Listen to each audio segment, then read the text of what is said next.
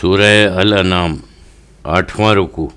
رات کا سونا، دن کا اٹھنا، پھر راتوں کو سونا، کیا یہ اس امر کی دلیل نہیں کہ اللہ ہی کے قبضہ قدرت میں سب کی جان ہے، اور جس طرح ہر روز سب کو سلاتا اور جگاتا ہے، ویسے ہی مرنے کے بعد قیامت کے دن سب کو زندہ کر کے اٹھائے گا۔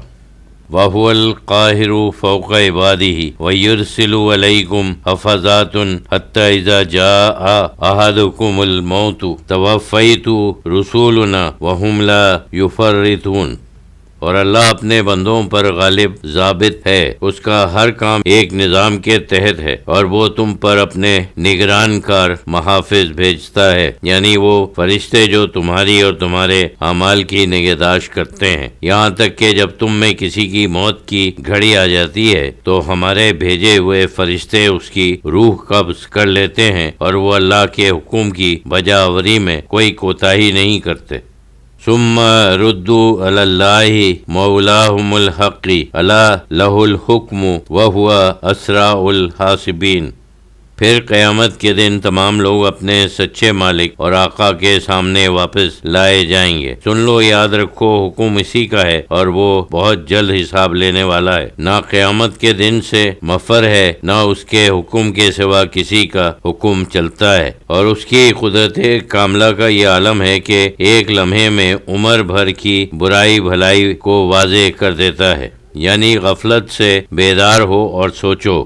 قل من ينجيكم من ظلمات البر والبحر تدعونه تضرعا وخفية لئن أنجانا من هذه لنكونن من الشاكرين۔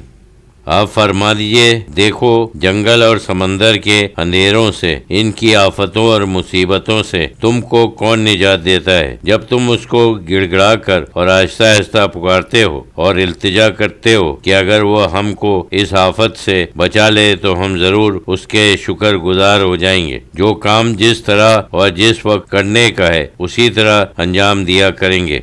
قل اللہ ینجیکم منہا ومن کل کرب ثم انتم تشرکون۔ آپ فرما دیجئے، اللہ ہی تم کو اس آفت سے اور ہر سختی سے جس میں پھنس کر پھر نکل نہ سکو بچاتا ہے، پھر بھی تم شرک کرتے ہو، اللہ کا احسان نہیں مانتے بلکہ اللہ سے بغاوت کرتے ہو۔ لیکن اگر عذاب میں جلدی نہیں تو یہ نہ سمجھو کہ اللہ عذاب پر قادر ہی نہیں۔ قل هو القادر على ان يبعث عليكم عذاب من فوقكم او من تحت ارجلكم او يلبسكم شيعا ويذيق بعضكم باس بعض انظر كيف نصرف الآيات لعلكم يفقهون۔ آپ کہہ دیجئے کہ وہ اس بات پر بھی قدرت رکھتا ہے کہ تم پر عذاب بھیجے، تمہارے اوپر آسمان سے یا تمہارے پاؤں کے نیچے زمین سے، یا تم کو مختلف فرقوں میں تقسیم کر کے آپس میں لڑا دے، کہ یہ بھی عذاب الہی کی ایک صورت ہے، اور تم کو ایک دوسرے کی لڑائی کا مزہ چکھا دے۔ دیکھو ہم اپنی آیتوں کو کس طرح مختلف اور واضح انداز سے بیان کرتے ہیں تاکہ یہ لوگ اب بھی سمجھ جائیں۔ وَكَذَّبَ بِهِ قَوْمُكَ وَهُوَ الْحَقُّ قُلْ لَسْتُ عَلَيْكُمْ بِوَكِيلٍ۔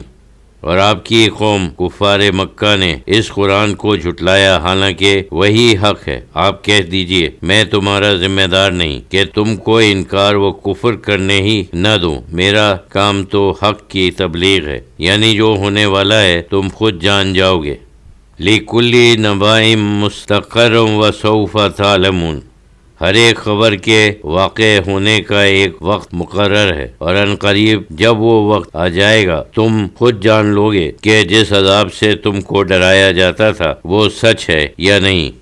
وَإِذَا رَأَيْتَ الَّذِينَ يَخُوضُونَ فِي آيَاتِنَا فَأَعْرِضْ عَنْهُمْ حَتَّى يَخُوضُوا فِي حَدِيثٍ غَيْرِهِ وَإِمَّا يُنْسِيَنَّكَ الشَّيْطَانُ فَلَا تَقْعُدْ بَعْدَ الذِّكْرَىٰ مَعَ الْقَوْمِ الظَّالِمِينَ۔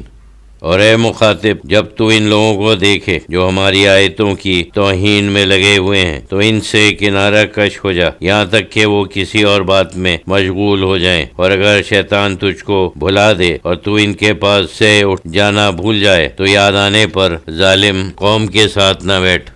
وما علی الذین یتقون من حسابہم من شیء ولکن ذکری لعلہم یتقون، اور پرہیزگاروں پر ان کج بیسوں کے حساب کی کچھ بھی ذمہ داری نہیں، اور ہاں ان کا کام حت المقدور نصیحت کرنا ہے تاکہ یہ ظالم بھی اللہ سے ڈریں، ممکن ہے کہ ہدایت پا جائیں۔ وَذَرِ الَّذِينَ اتَّخَذُوا دِينَهُمْ لَعِبًا وَلَهْوًا وَغَرَّتْهُمُ الْحَيَاةُ الدُّنْيَا وَذَكِّرْ بِهِ أَن تُبْسَلَ نَفْسٌ بِمَا كَسَبَتْ لَيْسَ لَهَا مِن دُونِ اللَّهِ وَلِيٌّ وَلَا شَفِيعٌ وَإِن تَعْدِلْ كُلَّ عَدْلٍ لَا يُؤْخَذْ مِنْهَا أُولَئِكَ الَّذِينَ أُبْسِلُوا بِمَا كَسَبُوا لَهُمْ شَرَابٌ مِّنْ حَمِيمٍ وَعَذَابٌ أَلِيمٌ بِمَا كَانُوا يَكْفُرُونَ۔ اور جنہوں نے اپنے دین کو کھیل اور دل لگی بنا رکھا ہے ان کو چھوڑ دو، ان سے دلی انس پیدا نہ کرو، اور ان کو دنیا کی زندگی نے دھوکے میں ڈال رکھا ہے، اور البتہ ان کو قرآن سے نصیحت کرتے رہو تاکہ قیامت کے دن کوئی بھی اپنے کیے پر ہلاک نہ ہو، یہی دنیا میں سنبھل جائے، ایمان و اعمال سے زندگی سنبھال لے، سمجھ لے کہ اللہ کے سوا نہ اس کا کوئی حمایتی ہوگا اور نہ سفارشی، اور قیامت کے دن اگر وہ دنیا بھر کا ہر معاوضہ دینا چاہے تو بھی اس سے قبول نہ کیا جائے۔ یہی وہ لوگ ہیں جو اپنے اپنے اعمال کے وبال میں گرفتار ہوئے، ان کے لیے پینے کو کھولتا ہوا پانی اور دردناک عذاب ہوگا، اس لیے کہ وہ کفر کرتے رہے۔